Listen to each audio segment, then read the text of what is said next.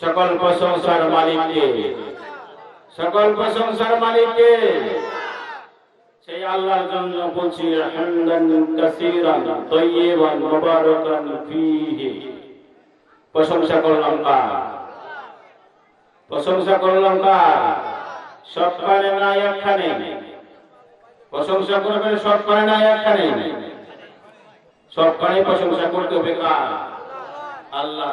ওয়াসাব্বিহু বুকরাতাও ওয়া আসিলা, সকাল সন্ধ্যা প্রশংসা করব আল্লাহ। খাওয়ার শেষে প্রশংসা কার? ভালো সংবাদ শুনলে প্রশংসা কার?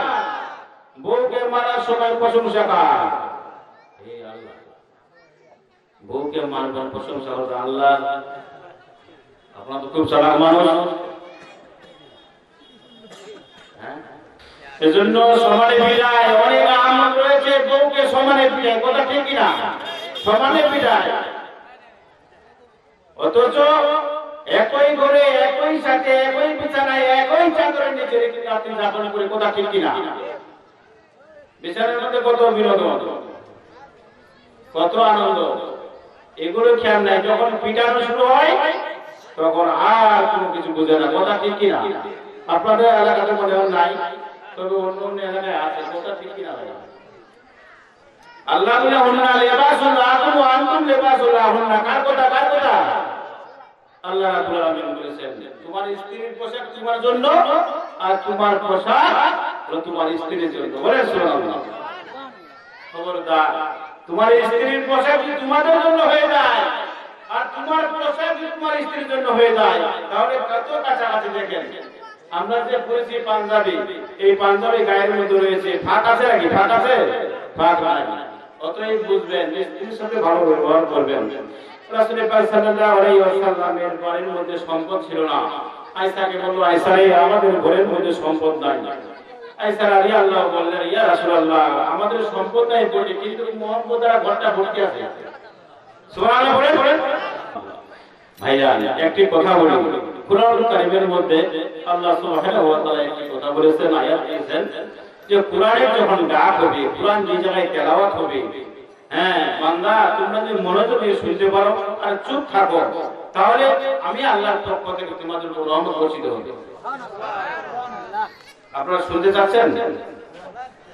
আল্লাহ রাব্বুল আলামিন বললেন, ওয়াইজা কুরিয়াল কুরআন ফাসতামিউ লাহু ওয়া আনসিতু লাআল্লাকুম তুরহামুন।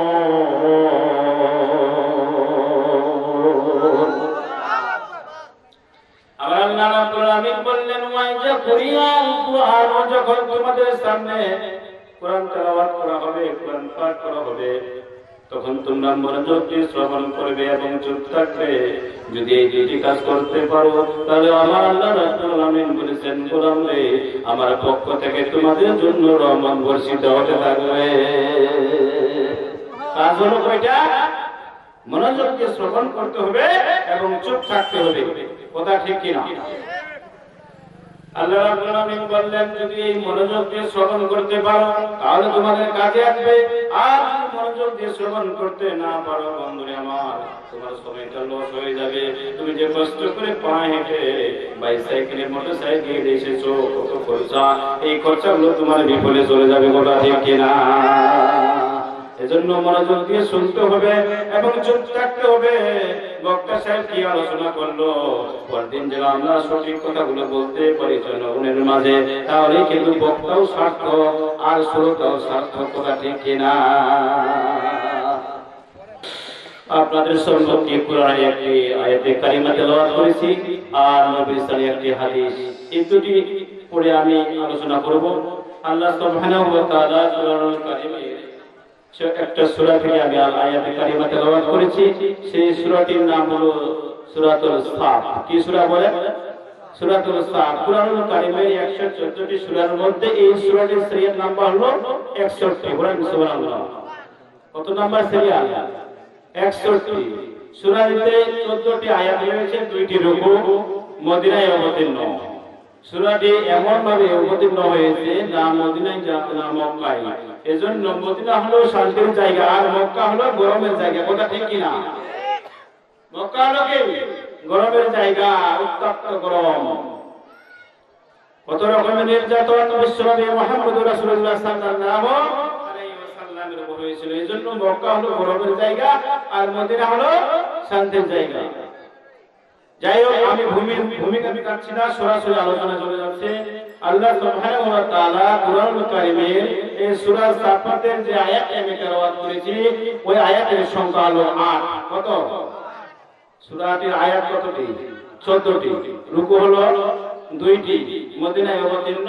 আমি যে আয়াতে তেলাওয়াত করেছি ওই আয়াতের সংখ্যা হলো, নাম্বার হলো 8 নাম্বার। বলেন সুবহানাল্লাহ। আল্লাহ রাব্বুল আলামিন কুরআনুল কারীমের মধ্যে বলেছেন, ইউরিদুনা লিইউতফিউ নূরাল্লাহি বিআফওয়াহিহিম ওয়াল্লাহু মুতিম্মু নূরিহি ওয়ালাউ কারিহাল কাফিরুন।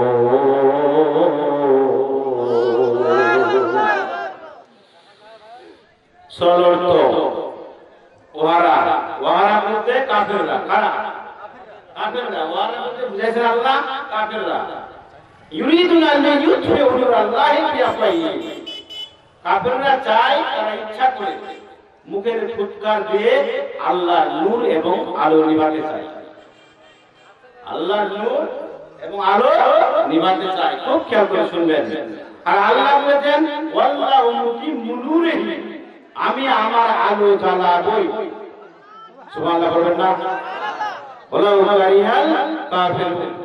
ওয়াতে যদি কাফেররা ওয়া অপছন্দ করে, আল্লাহ রাব্বুল আলামিন বলে, হে কাফেরদের পছন্দ আর অপছন্দ আমার কোনো যা আসে না। কথা ঠিক কি না? আল্লাহ কোনো ঠেকা দিতে পারবে? পারবে না। তাহলে আজকে আলোচনার বিষয় হলো, আপনারা ভুলে যাবেন না, আগামী কালকে বলবেন যে মাওলানা শরীফুল ইসলাম জিয়াদি সাহেব এসে কোন আয়াত আলোচনা করলো। আলোচনার বিষয়বস্তু হলো কাফেররা আলো নিভাতে চায় আর আল্লাহ রাব্বুল আলামিন আলো জ্বালাবে। তাহলে আলো নিভা আর আলো জ্বালা বিষয় সম্পর্কে আলোচনা, এটা হলো মূল একটা বিষয়। এটার উপরে আলোচনা। এটার সানে নজুল আপনারা শুনবেন তো? আয়াতের সানে নজুল আছে না? কি বেকিতে আল্লাহ আয়াত নাযিল করলেন, শুনবেন না? শুনবেন তো? মনোযোগ দিয়ে শুনবেন তো? আমি প্রথমেই বলেছি, মনোযোগ থাকতে হবে, অ্যাক্টিভ থাকতে হবে এবং চুপ থাকতে হবে। কারণ এটা কোরআনের মাহফিল। কারণ কোরআন পেয়েছি আমরা শ্রেষ্ঠ গ্রন্থ। কি গ্রন্থ? শ্রেষ্ঠ গ্রন্থ। নবী পেয়েছি শ্রেষ্ঠ নবী। আর জাতির মধ্যে আমরাও হলো শ্রেষ্ঠ জাতি। বলেন সুবহানাল্লাহ। দুর্বলটা কোথায়? দুর্বল কোথায়? আমাদের মধ্যে দুর্বল কোথায়? আমরা কেন ভীত হয়ে গিয়েছি? এজন্য বুকটা উঁচু করে, উঁচু গলায় আমরা কথা বলবো, কারণ আমরা হলে মুসলমান। বলেন সুবহানাল্লাহ। আয়াতের সানে নজুল, বিশ্বনবী মুহাম্মদুর রাসূলুল্লাহ সাল্লাল্লাহু আলাইহি ওয়াসাল্লামের মক্কা নগরের মধ্যে 4 জন চরম শত্রু ছিল। কয়জন? 4 জন। এক নম্বরে হলো উতবা, সাইবা, আবু জেহেল, আবু লাহাব। কয়জন ভাই? 4 জন। 4 জন চরম শত্রু ছিল। বিশ্বনবী যত কাজ করেছে সকল কাজে বাধা দিয়ে, যত কাজ করেছে বিশ্বনবী সব কাজে বাধা দিয়েছেন এই 4 জন। ঠিক কি না?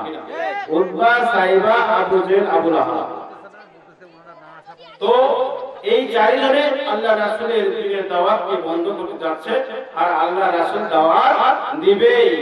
কারণ আমরা যদি মনে করি যে কাফেররা আল্লাহর আলো এবং নূর নিভাতে চায়, এখানে আলোটা বলতে কোনটা? চেরাগের আলো, হারকিনের আলো, ইলেকট্রিক্যাল বাল্বের আলো। এটা এমন একটা এমন একটা সৃষ্টিকর্তা ওই বাল্বের সুইচ দিয়েছেন, কিয়ামত পর্যন্ত চলবে। বলেন সুবহানাল্লাহ।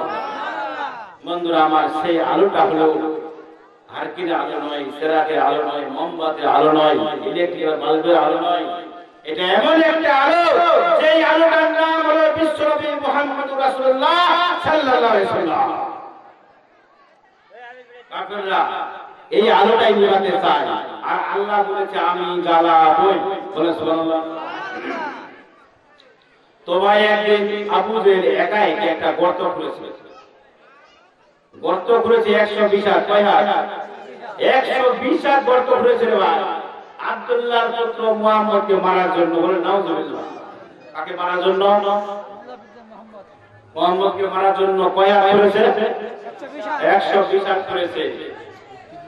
আমাদের বুকের মধ্যে দুঃখ লাগার কথা ঠিক কিনা? আমাদের নবী কি অন্যায় করেছিল? আবু জেহেল একা একই গভীর রাতে এমন রাস্তার মধ্যে গর্ত করেছে যে রাস্তা দিয়ে বিশ্বনবী মুহাম্মদ রাসূলুল্লাহ সাল্লাল্লাহু আলাইহি ওয়াসাল্লাম মসজিদে নববীর মধ্যে যাবে সেই রাস্তার মিডল পয়েন্টে গর্ত করেছে। বলে নাউজুবিল্লাহ। 120 হাত একা একই গর্ত করে এখন গর্তের মুখের মধ্যে লতা পাতা দিয়েছে, দেওয়ার পরে হালকা মাটি দিয়েছে। কথা বুঝেন না? হালকা মাটি দিয়েছে যাতে করে আব্দুল্লাহর পুত্র মুহাম্মদ বুঝতে না পারে যে এখানে গর্ত আছে। ঠিক কিনা? এই গর্ত খোলার পর আবু জেহেল ঘরের মধ্যে চলে গিয়েছে। বেলাল যখন আযান দিবে ওই সময় আমি উঠে কোদাল নিয়ে দৌড়ে গিয়ে গর্তের মধ্যে যখন আব্দুল্লাহর পুত্র মুহাম্মদ পড়ে যাবে আমি একাই মাটি চাপা দিয়ে চিরতরের জন্য এই কালেমার দাওয়াতকে মক্কা নগরের মধ্যে বন্ধ করে দিব। বলেন নাউজুবিল্লাহ। এই ইচ্ছা, এই সংকল্প, এই বাসনা করে তিনি ঘরের মধ্যে চলে গিয়েছেন। বন্ধুরা আমার, বিশ্বনবী মুহাম্মদ রাসূলুল্লাহ সাল্লাল্লাহু আলাইহি ওয়াসাল্লামের সাহাবী হযরত বেলাল রাদিয়াল্লাহু তাআলা আনহু যখন ফজরের সময় হয়ে গিয়েছে মসজিদের মধ্যে আযান দিয়ে দিয়েছে আসসালাতু খায়রুম মিনান নাওম। ঘুম থেকে নামাজ উত্তম।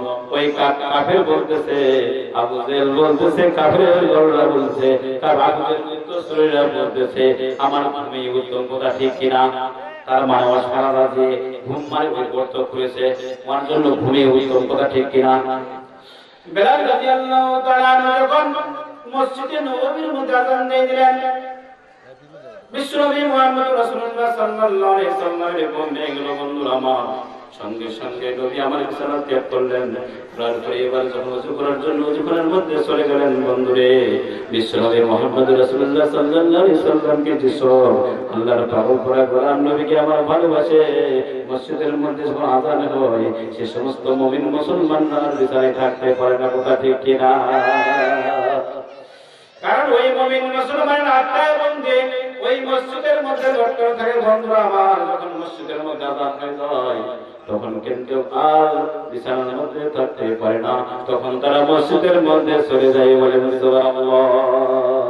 বিশ্বনবী মুহাম্মদ রাসূলুল্লাহ সাল্লাল্লাহু আলাইহি ওয়াসাল্লাম ওযু করলেন। করার পরে এবার যখন মসজিদে নববীর মধ্যে যাবেন আল্লাহ রাব্বুল আমিন ডাকে বললেন, জিবরাইল তুমি কি দেখো না আমার নবী মুহাম্মদ রাসূলুল্লাহ সাল্লাল্লাহু আলাইহি ওয়াসাল্লামের জন্য আজকে গভীর রাতে যে ষড়যন্ত্র করেছে আবু জেহেল একা একা 120 হাত গর্ত করেছে মারার জন্য রে। ও জিবরাইল তুমি কি জানো না? জিবরাইল বলল আল্লাহ এবং আল্লাহ রাসূলই ভালো জানে। আল্লাহ রাব্বুল আমিন বললেন আমি কি অপ্রসন্ন, আমি কি দেখি না? সরাত ঘুম মেরে আবু জেহেল আমার নবীকে মারার জন্য যেই গর্ত করেছে আমি আল্লাহ রাব্বুল আমিন কি খেলা জানি না? আমার নিকট কি কৌশল নেই যে নবীকে সৃষ্টি না করলে পৃথিবীর মধ্যে আমি কোনো কল্পনা সৃষ্টি করতাম না। আসমান জমিন গ্রহ নক্ষত্র নয়নলা খালবিল লৌহে কলম কোনো কিছু সৃষ্টি করতাম না। সেই নবীকে মারার জন্য আবু জেহেল 120 হাত গর্ত করেছে। জিবরাইল আমি আল্লাহ রাব্বুল আমিন কি আমার নবীকে সাহায্য করতে পারি না? কত হাত ছিল আবু জেহেল? কত হাত ছিল? 120 হাত। খেলা আছে তো? বন্ধুরা আমার, বেলাল রাদিয়াল্লাহু যখন মসজিদে নববীর মধ্যে আযান দিয়ে দিলেন বিশ্বনবী মুহাম্মদ রাসূলুল্লাহ সাল্লাল্লাহু আলাইহি ওয়াসাল্লাম ঘুম ভেঙে গেল। বিছানা ত্যাগ করে মসজিদে নববীর মধ্যে যাবে সেজন্য ওযু করার মধ্যে চলে গেল।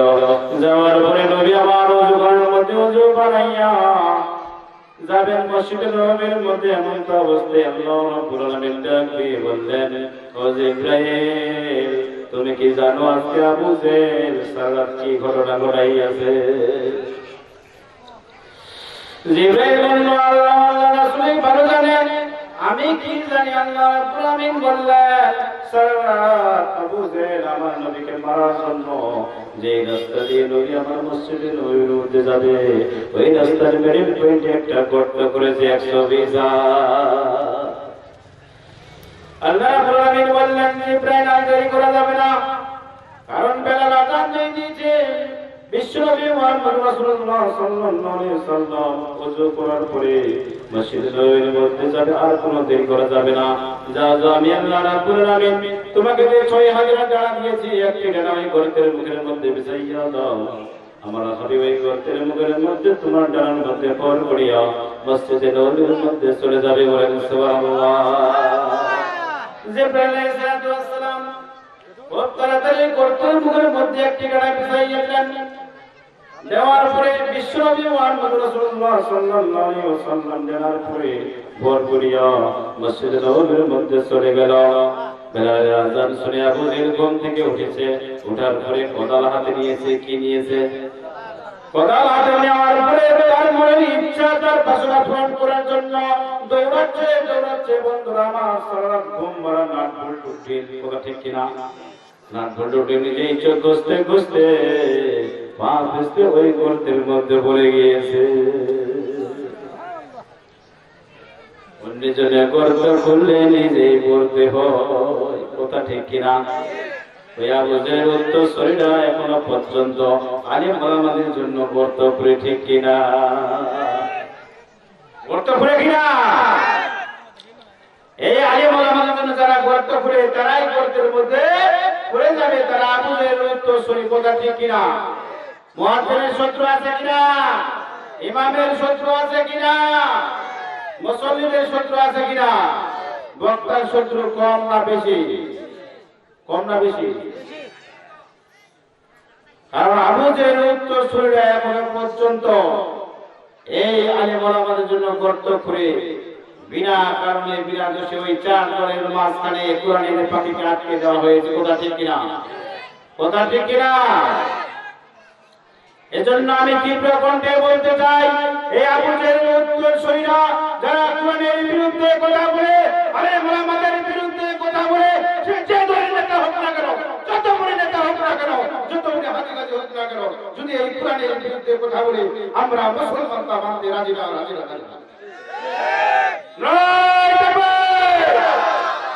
কোরআন হাদিস যেখানে, কোরআন হাদিস যেখানে, আল কোরআনের আলো এলা ঘরে ঘরে জ্বালাবেন নাকি? এখন সংসদে কথা ঠিক কিনা? আর যদি নাই, পূর্ব আকাশের মধ্যে কালো মেঘ চলেছে, ওটাকে দুর্বৃত্ত করতে হলে পার্লামেন্টের মধ্যে এই আলো জ্বালাতে হবে, কথা ঠিক কিনা? আল্লাহ বলেছে, কাফেররা তোমরা আলো নিভাতে চাও, আমি আল্লাহ আলো জ্বালাবো। এটাই বিষয়বস্তু, ঠিক কিনা? বন্ধুরা আমার, বিশ্বনবী মুহাম্মদ রাসূলুল্লাহ সাল্লাল্লাহু আলাইহি ওয়াসাল্লাম মসজিদে নববীর মধ্যে চলে গেলেন। আবু জেহেল যখন বেলালের আযান হয়ে গিয়েছে, এবার আবু জেহেল কোদাল নিয়ে দৌড়ে যখন ওই গর্তের মুখের মধ্যে পা বসতে পড়ে গেল। পড়ে যাওয়ার পরে গর্তের মধ্যে পড়ে গেল, হাউ হাউ করে চিৎকার দেয়, বাঁচাও বাঁচাও। বাঁচাবে কে? বাঁচার মালিক কে? ইজ্জতের মালিক কে? সম্মানের মালিক কে? আমাদেরকে রক্ষণা করে কে? কোরআন হেফাজত করে কে? আমাদেরকে চলাই কে? আমরা কোরআন ধরে মরবো আর কোরআন ধরে মরবো, কথা ঠিক কিনা? এমন একটা কিতাব, যেই কিতাবটাকে দেখলেও সওয়াব, পড়লেও সওয়াব, চুমা দিলেও সওয়াব, রক্ষণাবেক্ষণ করলেও সওয়াব। এই কোরআনের জন্য জীবনটাকে যদি আমরা উৎসর্গ করি, আল্লাহর রাস্তায় আমরা শহীদ হয়ে মরবো। বলেন সুবহানাল্লাহ। এটা চান কি চান না? হুঁশিয়ার হয়ে যায় আবু জেহেল উত্তরসূরিরা গর্ত খোলা পা দিয়ে প্রজাপতি আসে। বলেন সুবহানাল্লাহ। গর্তের মধ্যে যখন পড়ে গেল, হাউ মাউ করে কাঁদতেছে, চিৎকার করতেছে। এখন সকাল হবে কিনা? সকাল হবে কিনা? সকাল হয়ে গিয়েছে। এখন কওমের লোকেরা উঠে, কওমের লোকেরা উঠে ওই রাস্তা দিয়ে যায়। দেখতে চায় বুঝেন তুমি গেলে এত হিসাব গর্তের মধ্যে নিচে, কারণ কি?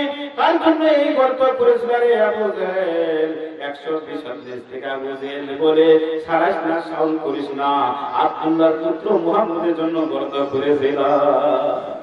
গ্রামের লোকজন বলে, কওমের লোকজন বলে, আবু জেহেল তুমি অন্যের জন্য গর্ত করেছো আর মুহাম্মদের জন্য গর্ত করেছো, তুমি নিজেই গর্তের মধ্যে পড়ে গিয়েছো। কারণ কি? আবু জেহেল 120 হাত নিচ থেকে বলে, আমি সারা ঘুমে 120 হাত যে গর্ত করেছি, আমার নাক গর্ত ছিল, আমি নিজেই চোখ বসতে বসতে গর্তের মধ্যে পড়ে গিয়েছি। অনেকে বলে তুই পড়েছিস মর, অন্যের জন্য গর্ত করেছে আল্লাহর পুত্র মুহাম্মদ, তোমার এমন কি ক্ষতি করে, এমন কি কাজটা করে শুধু মক্কা নগরের মধ্যে কালিমার দাওয়াত দেয়, এটাই কি বিশ্ব নবীর অপরাধ? বলেন ঠিক কিনা? আমাদের নবী কি ফেন্সিলের ব্যবসা করতো, গাঁজার ব্যবসা করতো, লুটপাট করতো, রাজনীতি করতো, কোন রকমের ক্ষয়ক্ষতি কারো করেছে, কারোর সাথে অন্যায় কথা বলেছে, মানুষে আলি ঠেলেছে, কোন নারী নির্যাতন করেছে, ব্যভিচার করেছে? কোনো কিছু করে নাই। আমাদের নবী করেছিল আল্লাহর নির্দেশে কালিমার দাওয়াত দিয়েছিল। বলেন সুবহানাল্লাহ। এটার অপরাধে আবু জেহেল, উতবা, সাইবা, আবু লাহাব এরা বিশ্ব নবীর চরম পরম শত্রু। কথা ঠিক কিনা? এখনো পর্যন্ত গোটা পৃথিবীতে উতবা, সাইবা, আবু জেহেল, আবু লাহাব আছে কিনা? এরা সব সময় কোরআনের মাহফিল বন্ধ করতে চায়। একদল মানুষ কোরআনের মাহফিল করতে চায়, আরেকদল মানুষ কোরআনের মাহফিল বন্ধ করতে চায়। ৯৪% মুসলমান বাংলাদেশে, এই ৯৪% মুসলমান থাকার পরেও ৪% মাত্র হিন্দু, খ্রিস্টান, বৌদ্ধ, নাসারা। ৯৪% মুসলমান থাকার পরেও এই কোরআনের মাহফিলে ৪৪ জারি হয় কিভাবে? কিভাবে ফটিফুট জারি হয়? কথা ঠিক কিনা? আমরা সচেতন নাই, আমরা দুর্বল। কথা ঠিক কিনা? আমার আল্লাহ রাব্বুল আলামিন বলেন, ওয়ালা তাইনু ওয়ালা তাহজানু ওয়া আনতুম আলাউলা ইন কুনতুম মুমিনিন। আমার আল্লাহ রাব্বুল আলামিন বলেন, ও আমার মুমিন বান্দারা, তোমরা শুনো, তোমরা ভীত হয়ো না, তোমরা চিন্তিত হয়ো না, তোমরা বিজয় লাভ করবে যদি তোমরা সত্যিকারের মুমিন হয়ে থাকো। কিন্তু আমরা যদি মুমিন হতে চাই, আমাদেরকে সবসময় খেয়াল রাখতে হবে তিনটি জিনিস। তিনটি তওহীদ যদি আমাদের মধ্যে থাকে, ইকরার বিল লিসান, তাসবিহ, জেনাল, আমল বিল গান, আগে আমাদেরকে পড়তে হবে। এই কোরআন যদি আমরা পড়তে পারি, এর অর্থ জানতে হবে, এটার ব্যাখ্যা জানতে হবে, এটার বিশ্লেষণ জানতে হবে, এটার তাফসীর করতে হবে, এটার কি জানতে হবে, বল জানতে হবে। আল্লাহ রাব্বুল আলামিন কেন এই কোরআন কারীম নাযিল করলেন চিন্তা করতে হবে। যখন আমরা পড়তে পারবো, এটার অর্থ জানতে পারবো, সেই অনুযায়ী আমরা আমল করব, তখনই আমরা মুমিন হয়ে যাব। বলেন সুবহানাল্লাহ। বন্ধুরা, আমার ওই গর্তের মুখের মধ্যে পড়ে যখন হাওমা করে কাঁদতেছে, গ্রামের সমস্ত মানুষেরা চলে আসলো। এই গর্তের মধ্যে পড়ে আবু জেহেল যখন হাওমা করে কাঁদতেছিল, আর কওমের লোকেরা যখন দেখলো, হায় হায়, এত বড় বিশাল গর্ত কার জন্য করেছিল? আবু জেহেল বলল, সরাইস না, সাউন্ড করিস না। আমার আল্লাহ রাব্বুল আলামিন বলেছেন, আবু জেহেল তুমি সাউন্ড করতে চাও না, কথা বলতে চাও না, নিষেধ করো। আমি আল্লাহ রাব্বুল আলামিন তোর এই ঘটনা কিয়ামত পর্যন্ত সবাইকে শুনাইয়া দেব। বন্ধুরা আমার, আবু জেহেল 120 হাত নিচ থেকে বলল, ও আমার কওমের লোকেরা, যতগুলো রশি রয়েছে, দড়ি রয়েছে, সমস্ত নিয়ে আসো, আমাকে উঠাও। কারণ এই গর্তের নিচটা অন্ধকার হয়ে আসতেছে, আমি মনে হয় আর বাঁচবো না, আমি মনে হয় আর বাঁচবো না। কওমের লোকেরা বলল, আমরা কোথায় বসি পাবো, কোথায় বাড়ি পাবো? 120 হাত গর্ত করেছো, যার জন্য করেছো সে পড়ে নাই, তুমি নিজেই করেছো। তুমি গর্তের মধ্যে থাকো, আমরা বাড়িতে চললাম। এখন 120 হাত নিচ থেকে আবু জেহেল বলে, ভাই জীবনে এই কাজ আর করবো না, তাড়াতাড়ি করে আমাকে উঠার ব্যবস্থা করো। এখন কওমের লোকেরা, বংশের লোকেরা রশি জোগাড় করা শুরু করলো। জোগাড় করার পরে রশি এবার গিরি দেওয়া শুরু করলো। একটা নয়, দুটো নয়, বাবারে আমার 40টা গিরি দেওয়া হয়েছে। তারপরে আমার আল্লাহ রাব্বুল আলামিন এমন খেলাটা খেলেছে, আল্লাহ তো উত্তম কৌশলী। বলেন সুবহানাল্লাহ। 40টা গিরি দিয়েছে, এতগুলো রশি দিয়েছে, নিচে নামাইয়াছে। আল্লাহ রাব্বুল আলামিন এমন খেলা লাগাইয়াছেন, দের হার আর ঘুমে না। রাতার জন্য না 120 নিচ থেকে এবার চিৎকার দিয়ে বলে আবু জেহেল ও আমার বংশের লোকেরা তোমরা কি আর দের হাত দিতে পারো না? বংশের লোকেরা বলে সমস্ত কম থেকে সমস্ত বাড়ি থেকে রশিগুলো নিয়ে আসা হয়েছে, আর কারো বাড়িতে রশি নাই। দের হাত আমরা কোথায় পাবো? তুমি তোর গর্তের মধ্যে তুই থাক, আমরা সবাই বাড়ি চললাম। এবার চিৎকার দিয়ে বলে ও আমার কওমের লোকেরা আমি যে অন্যায় করেছি কসম খেয়ে বলতেছি আর কখনো মুহাম্মাদের জন্য এই কাজ করব না। নিজ থেকে লাভ ধরার জন্য, যখন এই ধরার জন্য লাভ দেয় আল্লাহ বলেছে ফেরেশতারে তুই কি দেখিস না সঙ্গে সঙ্গে রাত উপরে টানে নে, যাতে করে আবু জেহেল রশি ধরতে না পারে। কারণ আমি আল্লাহ রাব্বুল আলামিন বলেছি, ওই কাফেররা বলেছে আলো নিভাবো, আর আমি আল্লাহ রাব্বুল আলামিন বলেছি আলো জ্বালাবো। আর আলোটা কেউ নয় ভাই, আমাদের নবী জনাব মুহাম্মদ রাসূলুল্লাহ সাল্লাল্লাহু আলাইহি ওয়াসাল্লামকে মারতে যায়, মারার জন্য এই গর্ত করেছিল, ঠিক কি না ভাই? দেখা যাবে না কি করব এখন? আবু জেহেল বলে আমাকে উঠাতে পারবে না। আমি বুঝতে পেরেছি, খুব তাড়াতাড়ি করে আমার ভাতিজা মুহাম্মদকে নিয়ে আসো, তাকে ছাড়া আমাকে আর কেউ উঠাতে পারবে না। বন্ধুরে আমার পাঁচজন মসজিদে নবীর মধ্যে চলে গেল, যাওয়ার পরিবার নবীকে বলল, নবী বলল হাই হাই আমার চাচা গর্তের মধ্যে পড়ে রয়েছে, চলো চলো। নবী আমার রহমতের নবী দয়ার নবী দেরি করলো না। পৃথিবীর মধ্যে যত নবী রাসূল পাঠিয়েছেন আল্লাহ কোন নবীর জন্য এই আয়াত সেট করে নাই, একমাত্র আমাদের নবীর জন্য এই আয়াত সেট করেছেন। ওয়ান ওয়া মা আরসালনাকা ইল্লা রাহমাতাল লিল আলামিন। আল্লাহ রাব্বুল আলামিন ওয়া মা চিহ্নিত করে দিলেন একমাত্র শুধুমাত্র কেবলমাত্র ওই নবীর জন্য, ওই নবীকে আমি পৃথিবীর জন্য গোটা জগৎবাসীর জন্য রহমত করে পাঠিয়ে দিয়েছি। নবী আমার সব জানে। নবী মসজিদে নববী থেকে সঙ্গে সঙ্গে যখন ওই মানুষের সাথে চলে আসলো, চলো চলো গর্তের মুখের মধ্যে যাই, আমার চাচা গর্তের মধ্যে পড়ে রইবে, এটা কেমন কথা? বিশ্ব নবী আমার গর্তের মুখের মধ্যে আসলো। ও ভাই খুব খেয়াল করে শুনতে হবে বন্ধুরে আমার। যখন গর্তের মুখে চলে আসলো, আসার পরে বলল চাচা তুমি কে কার জন্য এই গর্ত করেছিলা? আবু জেহেল 120 থেকে বলে ভাতিজা কি আর বলবো, তোমার জন্য এই গর্ত করেছিলাম। আল্লাহ নবী বললেন তুমি বলছো কিভাবে? 120 থেকে বলে ভাতিজা তোমার জন্য গর্ত করেছিলাম সারাত ঘুম মারে রে ভাতিজা, সারাত ঘুম মারে। যখন বেলাল আযান দিয়েছিল আমি কোদাল নিয়ে দৌড়ে আসতেছিলাম, চোখ ঘষতে ঘষতে আমি নিজেই পড়তে পড়ে গিয়েছি। আল্লাহ নবী দুই চোখের পানি ছেড়ে দিয়ে বলল চাচা আর কত আমার সাথে শত্রুতা করবে, কত আমাকে আর বাধা দেবে? আমি তোমার কি ক্ষতি করেছি, কি অন্যায় করেছি গো চাচা? তুমি আমাকে মারার জন্য 120 গর্ত করেছো। আল্লাহর খেলা তো তুমি বুঝো না, এবার বুঝো। মুমিন মুসলমানের সাথে আল্লাহ রয়েছে, আর মুমিনের সাথে আমাদের নবী রয়েছে। আবার আল্লাহ রাব্বুল আলামিন বলেন ওয়া কানা হাক্কান আলাইনা নাসরুল মুমিনিন। আল্লাহ রাব্বুল আলামিন বললেন নবী রে তোকে শুধু সাহায্য করব না, আমি আল্লাহ রাব্বুল আলামিন বলে দিলাম, হাক্কান শব্দ লাগিয়ে দিলাম।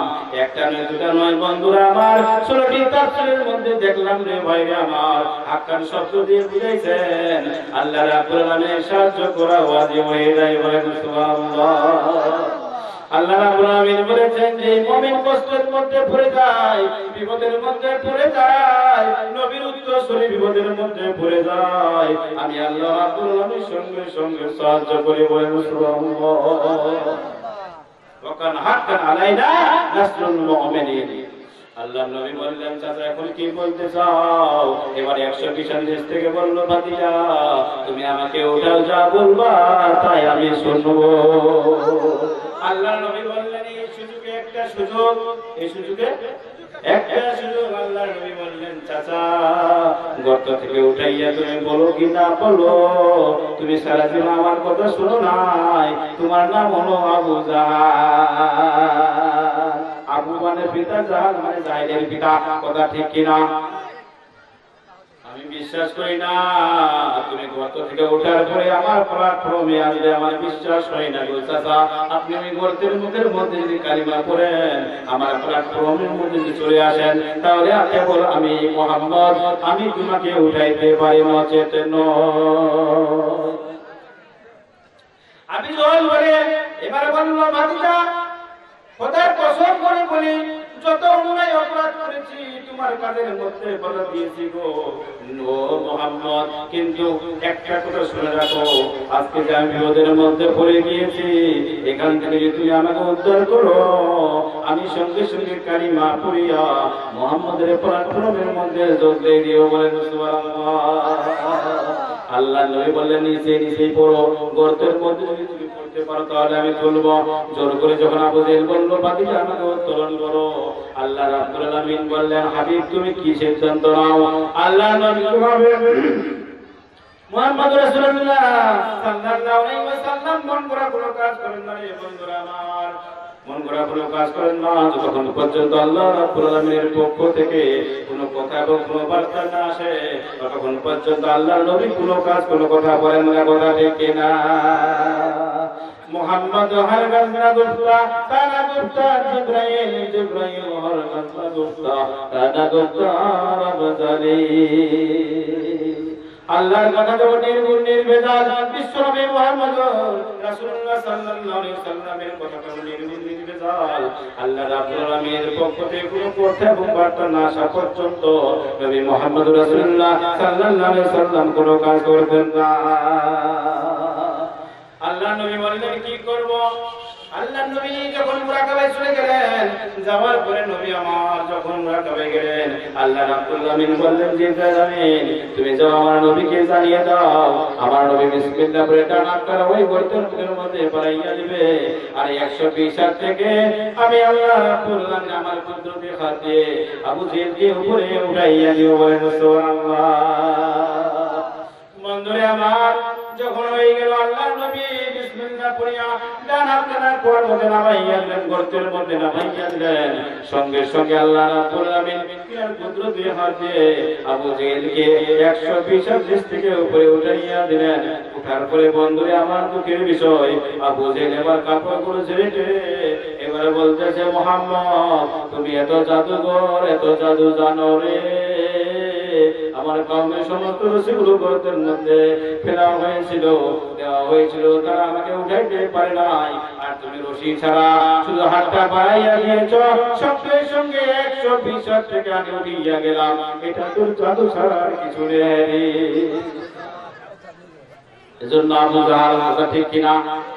একদিন বলল, চাচা ওই মসজিদের মধ্যে যাবে, মসজিদের মধ্যে গিয়ে ঢুকে খালি বের হয়ে চলে আসবে, আর তোমায় কিছু করতে হবে না। আল্লাহ রাব্বুল আলামিন নিকট দোয়া করেন, আল্লাহ আমার চাচার জন্য আজকে মসজিদের দরজাগুলো আটকা করে দাও। গভীর রাত্রে আল্লাহর সাথে আল্লাহ নবীর কথাবার্তা হয়ে গেল, বেলাল আযানের আগে দরজাগুলো আটকা করে দিল। আবু জেহেল ওই মসজিদে নববীর মধ্যে চলে গেল, বেলাল যখন আযান দিল, বন্ধুরা আমার কি আবু জেহেল এটা বিস্তারিত বুঝাইয়া দিচ্ছে। আবু জেহেল এবার মাথা না ঢুকাইয়া প্রথমে পা ঢুকাইয়া দিচ্ছে। বলল, চাচা তুমি কি মসজিদের মধ্যে ঢুকছিলা? বলে, হ্যাঁ ভাতিজা ঢুকছিলাম, তবে আজকে দেখলাম তোমরা সেই জায়গাও জাদু লাগাইয়াছ রে, দরজাগুলো আজকে আটকে দিয়েছ, এজন্য আমি বুদ্ধি করে পা গুলো আগে ঢুকাইয়াছি। আবু জেহেল আযান বন্ধ করতে চায়, আল্লাহ বলেছে আযান বন্ধ করে আমার নূর এবং আলো বন্ধ করতে পারবে না, কারণ বর্তমানে 16 লক্ষের উপরে হাফেজ রয়েছে, প্রত্যেকটি হাফেজের বুকের মধ্যে কোরআন রয়েছে, কথা ঠিক কিনা? চিৎকার দিয়ে বলে কথা ঠিক কিনা? এজন্য হাফেজেরা আলেমেরা যদি একবার চুল খাড়া করে মাথা খাড়া করে, তাহলে ওই নাস্তিকের দল কাফেররা পালাবার রাস্তা পাবে না, কথা ঠিক কিনা?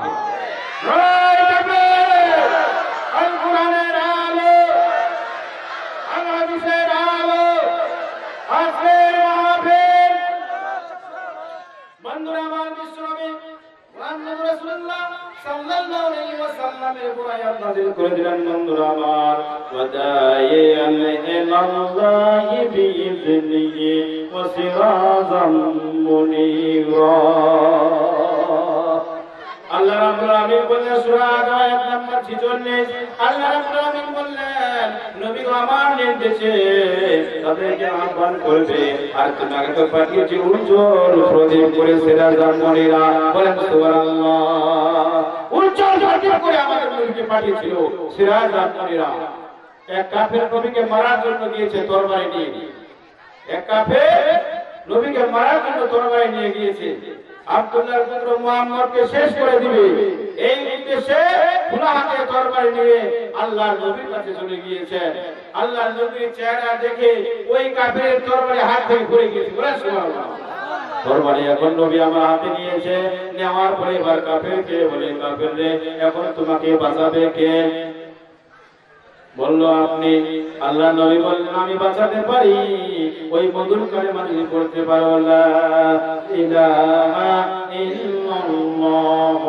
মুহাম্মাদুর রাসূলুল্লাহ সাল্লাল্লাহু আলাইহি ওয়াসাল্লাম বিশ্বনবী মুহাম্মদ রাসূলুল্লাহ সাল্লাল্লাহু আলাইহি ওয়াসাল্লাম সিরাজাম মুনীরা বন্ধুরা আমার বিশ্বনবী হলেন উজ্জ্বল নক্ষত্র নবী আমার এমন ছিল কাফেররা যখন মারতে যায় সঙ্গে সঙ্গে কাফেররা কালিমা পড়ে মুসলমান হয়ে যায় কারণ আমাদের নবী হলো সিরাজাম মুনীরা হাজার হাজার বাতি জ্বালালো একা ওই যে সিরাজাম মুনীরা জ্যোতির মতো হতে পারবে না উজ্জ্বল নক্ষত্র হতে পারবে না কথা ঠিক কিনা আমার নবী এত চেহারা ছিল 100 এর মধ্যে 90 ভাগ চেহারা আমার নবীর ছিল আর 10 ভাগ পাকা পৃথিবীর মধ্যে বলেন সুবহানাল্লাহ বন্ধুরা আমার বিশ্বনবীর একজন সাহাবী তার নাম হলো আনাস রাদিয়াল্লাহু আনহু বিশ্বনবীকে দাওয়াত করলো নবী আমার বাড়িতে আপনার দাওয়াত বিশ্বনবী বললেন আনাসকে দাওয়াত দিবা আমি তোমার দাওয়াত কবুল করলাম আনাস বললেন ইয়া রাসূলুল্লাহ ইয়া হাবিব আল্লাহ কখন আসবেন আল্লাহ নবী বললেন আমি সারাদিন দিনের দাওয়াত দিই দিনের শুরু যাব না পূর্ণিমার জ্যোৎস্না রাতের সময় তোমার বাড়িতে যাব বলেন সুবহানাল্লাহ আনাস বললেন ইয়া রাসূলুল্লাহ ইয়া হাবিব আল্লাহ আপনি যে সময় আছেন না কেন আমি আনাস খুশি হয়ে যাব কারণ বিশ্বনবী আমার দাওয়াত গ্রহণ করেছে এমনিতে আমি খুশিতে আমার মন ভরে গিয়েছে বিশ্বনবী মুহাম্মদ রাসূলুল্লাহ সাল্লাল্লাহু আলাইহি ওয়াসাল্লাম দুজন সাহাবী আনাসের বাড়িতে চলে গেল বন্ধুরা আমার যাওয়ার পরে আনাস ওখানের মধ্যে বসতে দিল বসার পরে বন্ধুরা আমার আনাসের পিতা মা ছিল ঘর থেকে বের হইয়া বিশ্বনবীকে সালাম দিল নবী সালামের জবাব দিলেন দেওয়ার পরে বৃদ্ধ মা এবার ওই আকাশের চাঁদের দিকে তাকায় আর একবার বিশ্বনবীর চেহারার দিকে তাকায় একবার আকাশের চাঁদের দিকে তাকাই আর একবার বিশ্বনবীর চেহারার দিকে তাকাই তাকাতে তাকাতে আনাস বলল গো মা তোমাকে দেখলাম তুমি আকাশের চাঁদের দিকে তাকাচ্ছো আর বিশ্বনবীর চেহারার দিকে তাকাচ্ছো কারণ কি বিদ্যা মা তুমি চোখের পানি ছেড়ে দিয়ে বললো আনাস তুমি বুঝবে না আমি আকাশের চাঁদের দিকে তাকিয়ে তাকিয়ে দেখলাম আকাশের চাঁদের মধ্যে দাগ দেখা যায় স্পট দেখা যায় কলঙ্ক দেখা যায় কিন্তু তোমার নবীর মুখের মধ্যে কোন রকমের স্পট এবং দাগ নেই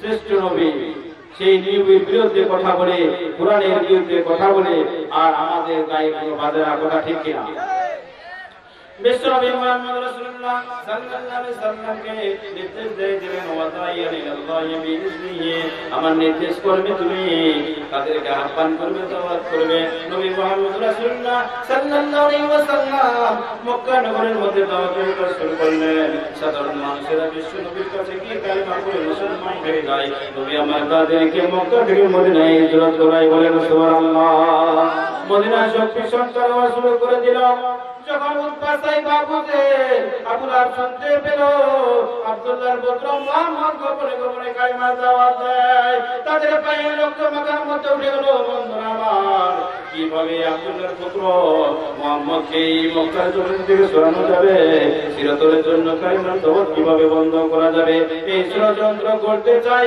উতবা সাইদ আবু জেল আল্লাহ।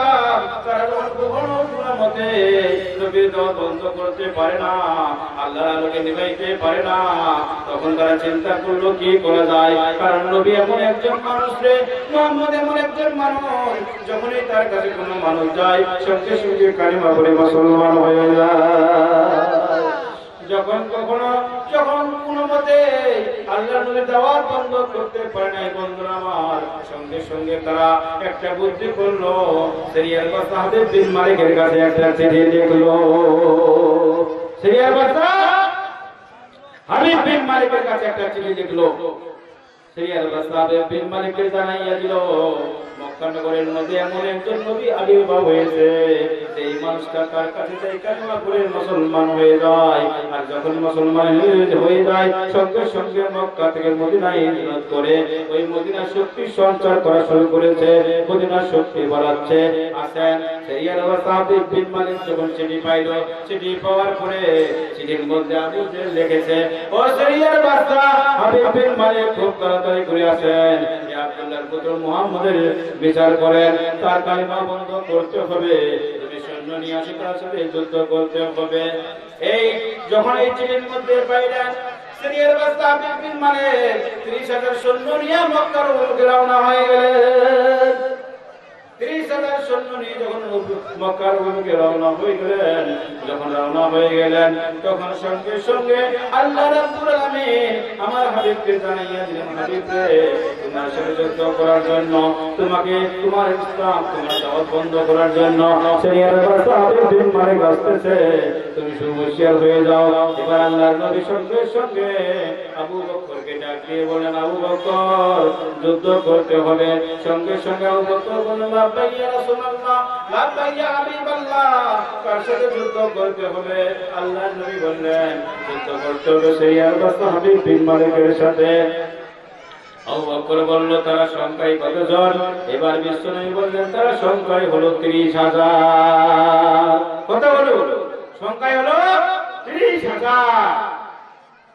আবু বকর অবাক হয়ে গেলেন, ওগো নবী, আমরা তো মাত্র 2 জন, আমরা মাত্র 2 জন, আর 30,000 সৈন্য নিয়ে সিরিয়ার বাদশা হাবিব বিন মালিক আসতেছে, এটা কেমন কথা? আল্লাহর নবী দুটি চোখের পানি ছেড়ে দিয়ে বলল, আবু বকর, আমরা 2 জন না, আমাদের সাথে আরো একজন আছে, মহান সৃষ্টিকর্তা। আবু বকর বলল, ও নবী, আমার ডান কাঁধে যদি থাকে আল্লাহ আর বাম কাঁধে যদি থাকে মুহাম্মদুর রাসূলুল্লাহ, আবু বকর বলে দিলাম, আমি একা কেটে ফেলবো 30,000 কাফেরের কল্লা। বন্ধুরে আমার, একটা ডেট হয়ে গেল, আবু জেল ডেট করলেন, অমুক জায়গায় জনসাধারণ সমস্ত জমায়েত হবেন, এইখানে আব্দুল্লাহর পুত্র মুহাম্মদের বিচার হবে।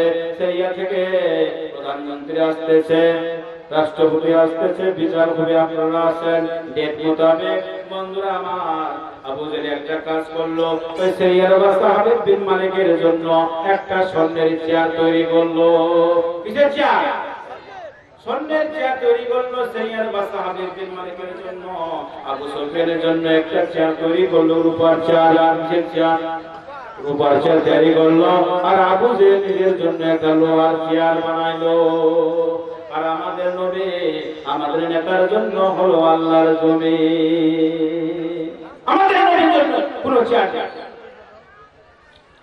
আর সিরিয়ার বাদশা হাবিব বিন মালিকের জন্য স্বর্ণের চেয়ার, আবু সুফিয়ানের জন্য রূপার চেয়ার, আর গরিব চেয়ার আবু জেলের জন্য লোহার চেয়ার, আর আমাদের নবীর জন্য আল্লাহর জমিন। কত বড় দুঃখজনক কথা! নির্দিষ্ট যখন সময় হয়ে গেল, স্বর্ণের চেয়ারের মধ্যে সিরিয়ার বাদশা হাবিব বিন মালিক, বন্ধুরা আমার, ওই স্বর্ণের চেয়ারের মধ্যে সিরিয়ার বাদশা হাবিব বিন মালিক বসে পড়লো, আর রূপার চেয়ারের মধ্যে আবু সুফিয়ান বসে পড়লো, আর লোহার চেয়ারের মধ্যে গর্জিয়াস নেতা আবু জেল বসে পড়লো। আর আবু জেহেল বলল জনসমুদ্রের মানুষদেরকে বলল, ও জনসমুদ্রের মানুষরা তোমরা শোনো, খবরদার মুহাম্মদ নামে একজন ব্যক্তি আসবে, তার জন্য কিন্তু তোমরা কেউ দাঁড়াবা না। কথা বুঝেন? দাঁড়াবা না। জনসমুদ্রের সমস্ত মানুষদেরকে বলে দিল। নবী এবার আবু বকরকে সাথে নিয়ে রওনা হয়ে গেল। সন্ন্যাসী চেয়ারের মধ্যে কে বসেছে? সন্ন্যাসী চেয়ারের মধ্যে কে বসেছে? সিরিয়াল অবস্থা হবে বিন মালিক, আর উপর চেয়ারের মধ্যে বসে আবু সুফিয়ান, আর গর্জিয়াস নেতা আবু জাহাল বসেছে ওই লোহার চেয়ারে। উনি চিৎকার দিয়ে বলে, হে লোকেরা, তোমরা সাবধান হয়ে যাও, ওই আব্দুল্লাহর পুত্র মুহাম্মদ যখন আসবে তোমরা কেউ দাঁড়াবা না। বন্ধুরে আমার, নবী আমার গুটি গুটি পা ফেলে যখন আগাচ্ছে, সিরিয়াল সাহাবে বিন মালিক বলল, ওই মুহাম্মদ কই? মুহাম্মদ আবু জেহেল বলল, ওই তো আসতেছে। বন্ধুরে আমার, নবীর একটু চেহারা যখন দেখতে পেয়েছে, সিরিয়াল বাদশা সঙ্গে সঙ্গে বলেছে, হায় হায়, আবু জেহেল এত সুন্দর মানব জীবনে দেখি না। বন্ধুরে আমার, যত নবী আমার আগায়, তত সিরিয়াল বাদশা বিন মালিকের সৈন্যের চেয়ার কাঁপা শুরু করে, থরথর করে স্টেপ কাঁপতেছে। যত আমার নবী কাঁপা, যত আমার নবী আগে আগে আসতেছে। ওর কারণ হলো নবীর কাছে রয়েছে কালিমার নিশান। কথা ঠিক কিনা? কালিমার দাওয়াত মোরা, কালিমার মালা মোরা গলায় পরিব, দুঃখ কষ্ট যাহা আছে সবে সইব। বলে না, কালিমার মালা মোরা গলায় পরিব, দুঃখ কষ্ট যাহা আছে সবে সইব। কালিমার মালা মোরা গলায় পরিব, দুঃখ কষ্ট যাহা আছে সবে সইব। কালিমার ব্যবসা করে একবার এসে দাও না ডুবে, সব গুনাহ তোর মাফ করিয়া জান্নাত দিবে। কালিমার মালা মোরা গলায় পরিব, দুঃখ কষ্ট যা আছে সবে সইব। বন্ধুরে আমার, সিরাজাম মুনিরা নবী, আমাদের হৃদয়ের নবী, আমাদের দয়াল নবী আবু বকরকে নিয়ে যত ওই স্টেজের সামনে আগায়, বন্ধুরে আমার স্টেজ সহকারে কাঁপা শুরু করেছে। কারণ হলো আমার কালে আমার নবীর ভিতরে রয়েছে নূর। বলেন সুবহানাল্লাহ। নবীকে দেখে সিরিয়াল বাদশা বিন মালিক চিন্তা করতে চায়, আবু জেহেল তুমি কি করেছো? এত সুন্দর মানুষ তো আমি জীবনে দেখি নাই, যার চেহারা দেখলে আর চোখ ফেরানো যায় না। বন্ধুরে আমার, বিশ্বনবী জনাবে মুহাম্মদ রাসূলুল্লাহ সাল্লাল্লাহু আলাইহি ওয়াসাল্লাম যখন স্টেজের কাছাকাছি চলে আসলো, কেউ উঠে নাই, সবার আগে উঠেছে আবু জেহেল। সবার আগে উঠেছে আবু জেহেল। ও কি বলছিল? হে জনসমুদ্রের মানুষরা, যখন মুহাম্মদ আসবে তোমরা কেউ উঠবা না। এইবার সবাই জনসমুদ্রের মানুষেরা বলল, আপনি এখনই বললেন যখন ওই মুহাম্মদ নামের লোকটা আসবে তখন কেউ উঠবে না, কিন্তু এখন দেখলাম যখন ওই ব্যক্তি আসলো কেউ দাঁড়াই নাই, আপনি দাঁড়িয়ে গিয়েছেন, কারণ কি? আবু জেহেল বলল, ও জনসমুদ্রের মানুষেরা তোমরা শোনো, যখন এই মুহাম্মদ নামের লোকটা স্টেজের মধ্যে পা রেখেছে, সঙ্গে সঙ্গে দুইটা বাঘ দুই পাশে আসে, হা করে মুখ মেলে দিয়েছে, বলেছে, আবু জেহেল তুমি যদি না উঠো এই সময় তাহলে তোমাকে খেয়ে ফেলবো। এই ভয়ে আমি আবু জেহেল উঠে গেছি। এই ভয়ে বাঘ দেখলে আমরা পারবো না ভাই। বাপরে বাপ, কার থাকা যায়? আমিও মাইক ছুঁয়ে বলা হবে, কথা ঠিক কিনা? তখন বললো, আমি ভয়ে উঠে গিয়েছি। বন্ধুরে আমার, সিরিয়াল বাদশা বিন মালিক সঙ্গে সঙ্গে উঠিয়া আমাদের নবীকে ওই সন্ন্যাসীর চেয়ারের মধ্যে বসাইয়া দিয়েছে।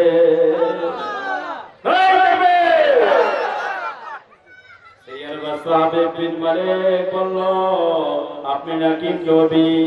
আমাদের নবী বলল, হ্যাঁ আমি নবী। এবার আবু জেহেল বলে, যদি নবী দাবি করো রে মুহাম্মদ, তাহলে এই চাঁদকে 2 ভাগ করে দাও। যদি এই চাঁদকে 2 ভাগ করতে পারো রে মুহাম্মদ, তোমাকে নবী হিসাবে কবুল করব। আল্লাহ রাব্বুল আলামিন বললেন, হাবিব রে, এই মুহূর্তে তুমি যা বলবা আমি আল্লাহ রাব্বুল আলামিন কবুল করে নিব। আল্লাহ রাব্বুল আলামিন বললেন, হাবিব তোমার শাহাদাত আকাশের দিকে চাঁদের দিকে ইশারা করো, আমি ওই চাঁদটাকে 2 ভাগ করে দিব। সঙ্গে সঙ্গে বন্ধুরা আমার চাঁদ 2 ভাগ হয়ে গেল। সিরিয়ার বাদশা হাবিব বিন মালিক সঙ্গে সঙ্গে কালিমা পড়ে মুসলমান হয়ে গেল। পড়ল লা ইলাহা ইল্লাল্লাহ মুহাম্মাদুর রাসূলুল্লাহ।